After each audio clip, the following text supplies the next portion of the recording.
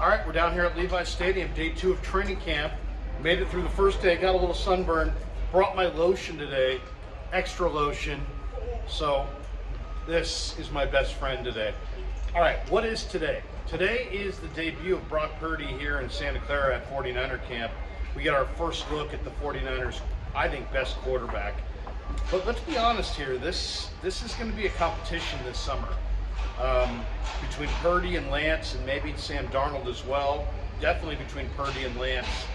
And you know, a lot of people feel like Darnold's going to make a run at the starting job. But you know, today's going to be, I think, a hugely interesting day on a lot of fronts. Why? Well, Brock Purdy's going to be throwing for the first time, and it'll be interesting to see how it looks, how many throws.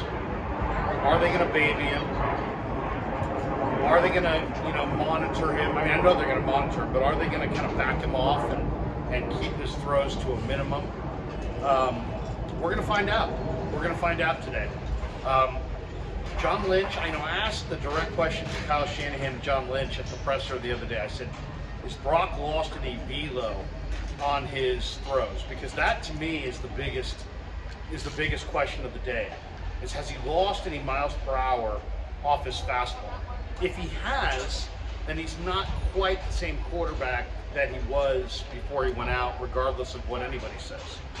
If he hasn't, then that's a great sign for him to make the full bounce back. But I'm really eager to see what it looks like today. I saw Brock yesterday on the field doing some of the individual stuff. And, it looks like he's got the buzz cut. He's going high and tight on the hair. He's got the camp cut. But, he had such a tremendous year last year. When you think about his year last year, he played in the preseason. And then he didn't play again until, the second week of December? So he played in August, then did not play at all in September, didn't play at all in October, didn't play at all in November, and didn't know he was going to play until Jimmy went down with the injury in the Miami game, and that was December. And yet he hit the ground running in that game, processed well, he got the ball out, he played with a ton of confidence. And the next Tuesday after that Miami win, I went into the locker room and I was amazed at how much confidence the team had at that juncture in the season and in their Super Bowl hopes and in Brock as a quarterback. That's how much he won them over. Now, in talking to some of the players, they said that they were impressed by him going back to camp. And he had a very good preseason. In fact, in the preseason, he looked a lot like a veteran quarterback. He operated the 2-minute drill in the first preseason game really expertly. He was outstanding in that preseason game, where he's working the play clock down to 2 seconds and then snapping the ball. That's a veteran move. That's quarterbacking 5.0 from a rookie quarterback in his first preseason action. So overall, a lot of players said that they were confident in Brock before they even saw the Miami game. But when you watched how Miami introduced the NFL to Brock Purdy, man, it was baptism by fire. They were sending zero blitzes. They were going after him. They were just bringing the house, all kinds of exotics. And they just said, you know what? We're going to blitz the hell out of this young quarterback. We're going to see how well he processes. We're going to see how well this kid can do it. And he passed that test with flying colors. The next week in his first start against Miami, he beat Tom Brady decisively in his first start ever as a pro.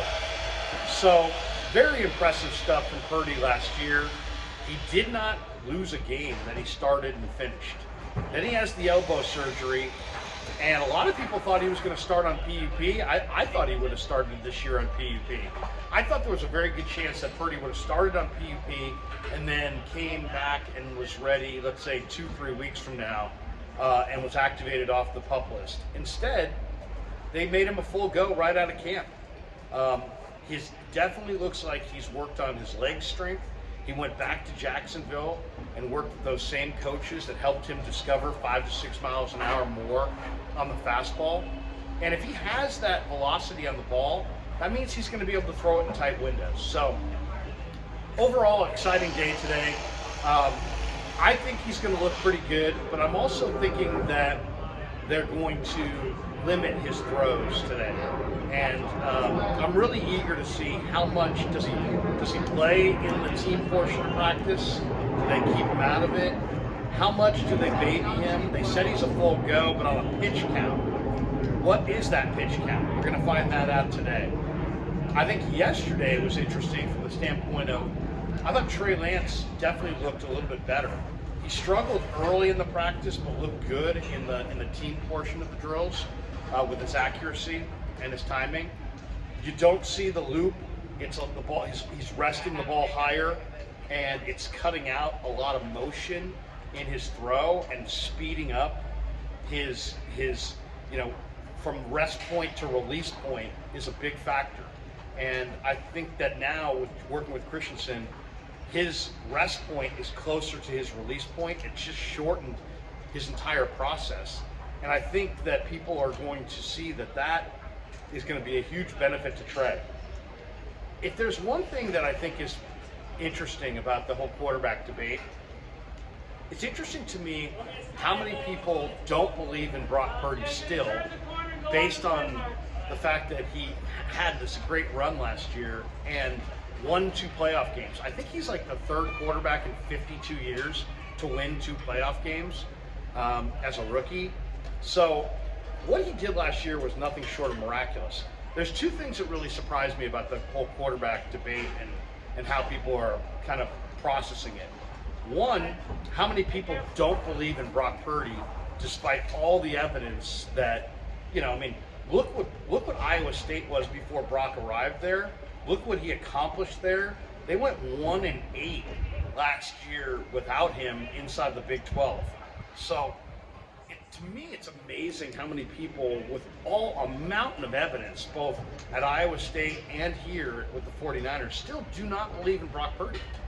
That's amazing to me. And the other thing that's amazing to me is how many people deemed that Trey Lance is a bust. Trey Lance is not a bust. Trey Lance is going to be a very good NFL quarterback. And people need to be patient. And I hope the 49ers demonstrate that patience as well. Because I really believe this kid's going to be very, very special before it's all said and done. He wants it. He's athletic. He's smart. He's got all the traits. They drafted him based on the traits because he didn't have a lot of tape. There wasn't a lot of experience there. There wasn't a lot of games they could point to or collegiate success. He had 1 great year in the FCS. So they drafted him because they really fell in love with who he is as a person and the traits that he possesses as a prospect. But it's a process, and it takes time. And it just amazes me how many people are, hey, you know what?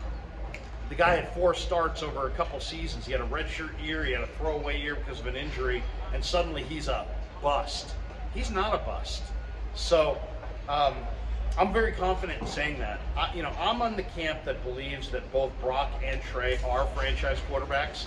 And I think it's going to be an exciting summer watching these guys play football. I think the Niners have 2 really good people and 2 really good quarterback prospects. We're going to find out today a lot about Brock and his bounce back from the elbow. Is he diminished in any way? How much do they slow play him? And I think we're going to find out a lot about Trey Lance as well as this preseason gets underway and we see these guys on a day-to-day basis. How consistent can Trey be with his mechanics day after day after day? And when they get into live action against the Raiders before that preseason game, and then in the preseason, can Trey maintain those mechanics under duress? I think that's going to be interesting to watch as well. Behind me, they're setting up for Taylor Swift, so I better get out of here. Hopefully you guys can hear me through all the drilling and all the stuff going on the field. They're getting this place ready for a concert, and it sounds like people are going to have a good time tonight, but or I guess Friday night maybe is the show. But thanks for watching the Krueger Show. Thanks to Pig and a Pickle for being the proud sponsor of the Krueger Show. I'll have videos from practice, and then after practice, we'll go into the auditorium. Today, we're going to hear from defensive coordinator Steve Wilks. And one of the questions I want to ask Wilks is, will we see a noticeable difference in how he utilizes his defensive line now that he has maybe the best group of ones and not quite the same depth as D'Amico had last year? Are we going to see a lot more reps for the ones and fewer for the twos? Not necessarily in camp, but in games this year. I'd love to hear how he plans on utilizing his front. And then also, there's a lot of good young players in the secondary, and I'd like to hear Wilks give us his thoughts on some of the new faces that we're going to see in the secondary. So that's coming up later today. There'll also be an assortment of players, probably 2 or 3, that will hit the podium, possibly Brock as well, and maybe Trey Lance after practice today. So I'm looking forward to that. We'll have a full breakdown of practice and a full report, and then join me later tonight on the Krueger Show. Jesse Naylor and Vish Kumaran and I will do the 49er Thursday night big show, and I think it's going to be on Jesse's channel tonight. So follow Jesse on YouTube, and we'll tweet that out later today, and we'll give you all the details. So big action-packed day. I've got my sunscreen. I'm ready. Go Niners. Have a great day, everybody. We'll talk to you later.